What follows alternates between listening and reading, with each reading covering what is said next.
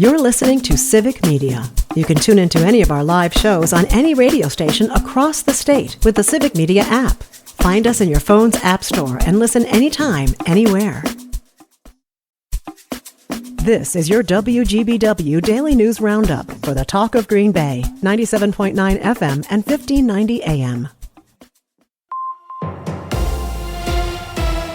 For 97.9 WGBW News, I'm Lisa Hale.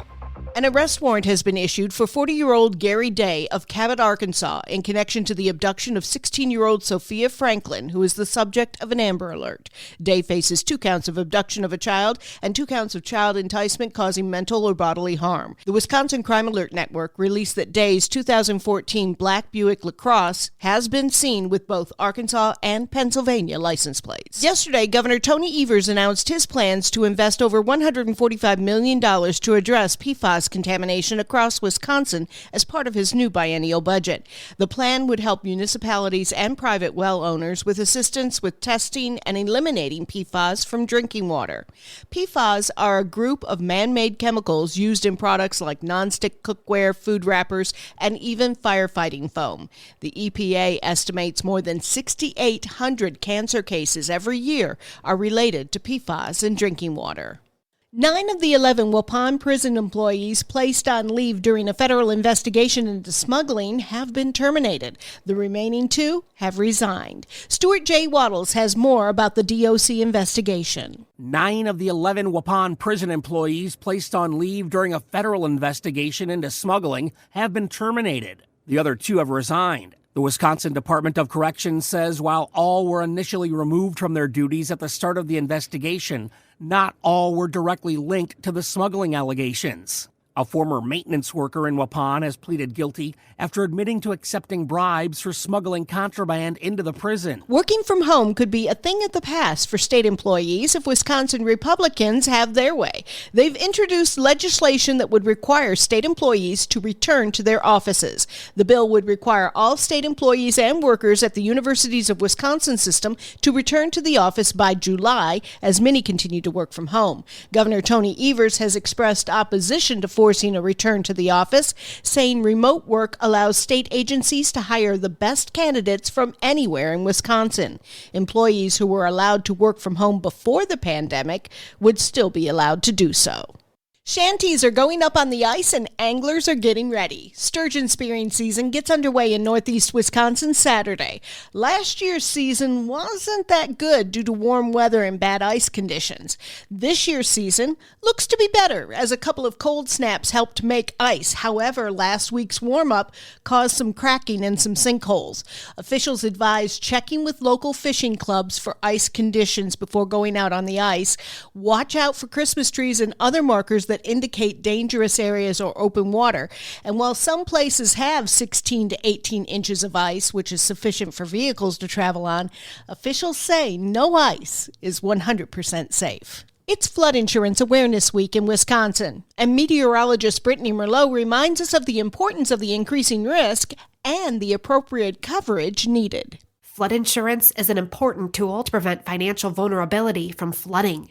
And most homeowners and renters insurance policies do not cover flood damage. All it takes is 1 inch of water to cause around $25,000 in damage. And this can be devastating if you don't have the right insurance. And Wisconsinites are eligible to purchase federal flood insurance, even for properties not in designated special flood hazard areas. On average, 40% of National Flood Insurance Program claims happen outside of those zones. Homeowners and renters can purchase a private flood insurance policy to protect their homes and belongings if your agent sells flood coverage. Otherwise, visit floodsmart.gov to learn more. And there's usually a 30-day waiting period before NFIP policies go into effect. So signing up now ensures that you'll have coverage by the time the spring showers start to hit the state.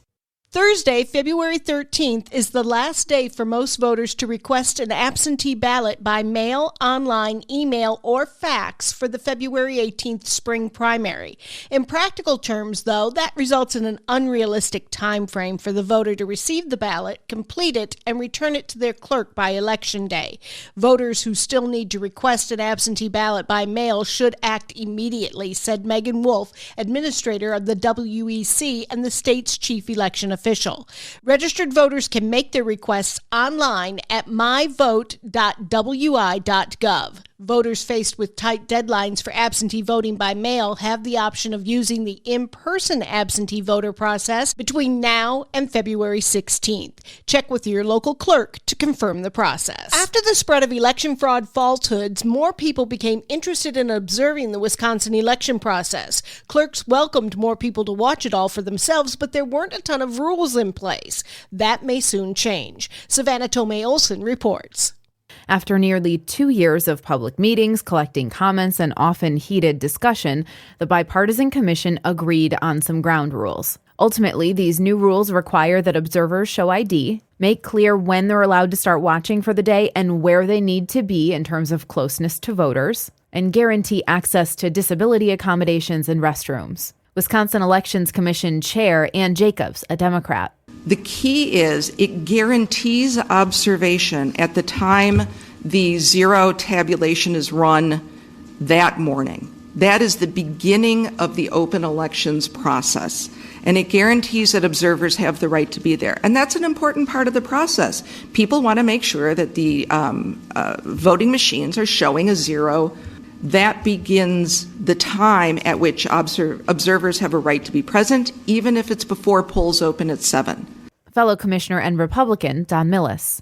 Not everything is sunshine and roses when the commissioners meet. We have very heated arguments, and so we had some disagreements about some of the things that we talked about. But at the end of the day, we felt that it was more important to have a rule than not to have a rule. Their point is that if 3 Republicans and 3 Democrats on the Wisconsin Elections Commission all agree that this is the best way forward, they hope Wisconsinites and lawmakers get on board too. The commission would like to have this rule in place for the 2026 elections. For Civic Media News, I'm Savannah Tomei-Olson. I'm Lisa Hale, 97.9 WGBW News. For news anytime, log on to WGBW.FM. The Badgers roll past Indiana. Hi, I'm Mike Clemens with sports. Wisconsin with another win over the Hoosiers in Madison, 76-64. The Badgers jumping out to a 26-4 lead early in the contest. Head coach Greg Gard. Scores that we can put on the floor from a variety of positions helps us. Defense has to make a decision who they're going to take away, and the unselfishness of this group, how it moves. I mean, you have 13 assists on 26 baskets, and Klesmet with 6 assists. That just shows me the unselfishness of this group, and that's important for a really good offense. You have to be unselfish and a willing passer, and they just want to find who's open from Wisconsin. That's their mission. Marquette with another loss, this time on the road against St. John, 70-64. In front of 16,000 fans at Madison Square Garden. Rick Pitino turning that program around. NFL place kicker Mason Crosby announcing his retirement from football. 16 years with the Packers before brief stints with the Rams and the Giants. With sports, I'm Mike Clemens. On your entertainment beat, I'm Pete Schwaba. Here's one of Pete's picks. It's actually more like a half pick, as I sort of enjoyed the film Amelia Perez. The musical crime drama, yes, you heard that right, has 13 Oscar nominations, including for Best Picture. The story is about a ruthless drug cartel boss who hires a lawyer, played by Zoe Saldana, to help him through the gender transitioning process and to help him disappear afterwards. The logline really grabbed me, but I thought it started slow and didn't like the look of it. It did pick up steam and provided some gripping, intense moments. Ultimately, it's a little unsatisfying in my opinion, and I tend to agree with the reviews it received on Rotten Tomatoes. The film got a 73% fresh rating from critics, which is good, but a little lower than you'd expect for a film nominated for 13 Oscars. Only 18% of audiences like the film. Having said that, it still might be worth a watch, as you don't see many musical crime thrillers where cartel bosses have sex change operations. The film is free to view on Netflix. A new reboot is on the way, which is not a surprise, as Hollywood seems determined to remake everything it's ever done. This time, it's a new iteration of Buffy the Vampire Slayer. Star of the original, Sarah Michelle Gellar, will be part of the cast, but not the central focus. This is the second attempt at a reboot. One in 2018 did not quite make it to the little screen. When and if the show drops, it will premiere on Hulu. During a recent appearance on The Late Show with Stephen Colbert, actress Nicole Kidman told the host about her favorite keepsake, the handwritten lyrics to Elton John's famous song, Your Song. Kidman was one of the stars of Moulin Rouge, in which the song was featured and sang by Ewan McGregor. Your song has been covered many times over the years. Great tune. Ted Danson and Kelsey Grammer had a feud that not many people knew about dating back to the show Cheers. On a recent episode of the Where Everybody Knows Your Name podcast, hosted by Danson and Woody Harrelson, Grammer says the feud started when Danson accused him of not always showing up ready to work. Grammer says he owned it and added that he was drinking too much back then. No fists thrown, curses exchanged, or hitting on each other's wives? That's barely a grudge. Sometimes it just takes a little convincing from someone like Steven Spielberg for an actor to take a role in a film. Actor Ke-Huy Han says he was offered the lead role as an action star in the film Love Hurts. The star of Everything All at Once and The Goonies told director Jonathan Eusebio no 3 times because he wasn't feeling it. That is until Spielberg convinced him he didn't need to look like Sylvester Stallone to be a hero. If Steve Spielberg gives you advice, probably best to take it. Love Hurts opens this weekend. For more showbiz fun, tune into Nightlight with me, Pete Schwaba, weeknights from 6 to 8 p.m. on the Civic Media Radio Network. Cloudy today with a high of 29 this afternoon. Tonight, light snow with some freezing drizzle. Could get a half inch to an inch with a low of 24, and that freezing drizzle could make things a little slick tomorrow morning. We will clear out. It will be windy with a high tomorrow near 34. I'm meteorologist Sean Cable. Outside now, it's 4 above. That's your WGBW Daily News Roundup from Civic Media. Subscribe to this podcast on Spotify, Apple, or wherever you find your podcasts. Find more news at WGBW.FM.